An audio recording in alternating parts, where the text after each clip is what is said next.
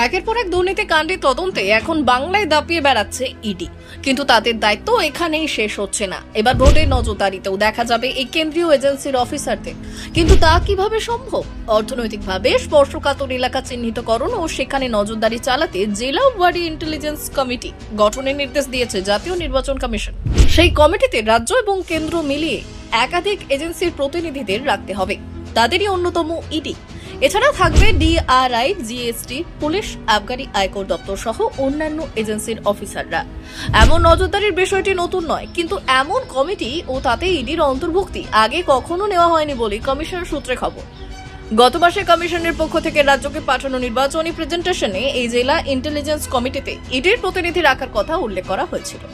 বিগত নির্বাচনগুলিতে কোথায় বেশি টাকা উদ্ধার বা ভোটারদের প্রভাবিত করার ঘটনা ঘটেছিল সেই তথ্য সংগ্রহ করবে এই কমিটি। মূল কাজ হবে বিভিন্ন লোকসভা কেন্দ্রের অধীন বিধানসভা এলাকায় কোথায় টাকা পয়সা, সোনা দানা বা মদ গাঁজা বেশি উদ্ধার হচ্ছে সেই সব খুঁজে বের করা।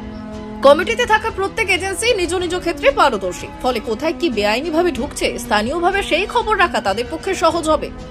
সবকটি এজেন্সি নিজেদের সঙ্গে সমন্বয় রেখে কাজ করবে। ভোটারদের যাতে কোনোভাবেই প্রভাবিত না করা হয় সেই লক্ষ্যে কমিশনের এই উদ্যোগ বলে মানছেন আধিকারিকরা। কমিশনের এই সিদ্ধান্তে খুশি নয় বিরোধীরা। তারা ভাবছে বিরোধীদের হেনস্থা করতেই এমন সিদ্ধান্ত আনা হচ্ছে। এমনিতেই ইডির জেরার মুখে সমস্ত বিরোধী দলের নেতারা গ্রেপ্তার হয়েছে ঝাড়খণ্ডের মুখ্যমন্ত্রী। তার মধ্যে ইডি দায়িত্ব নিলে বিরোধীরা হেনস্থা হবে বলেই আশঙ্কা প্রকাশ করছে। ব্যুরো রিপোর্ট, উত্তরের প্রহরী।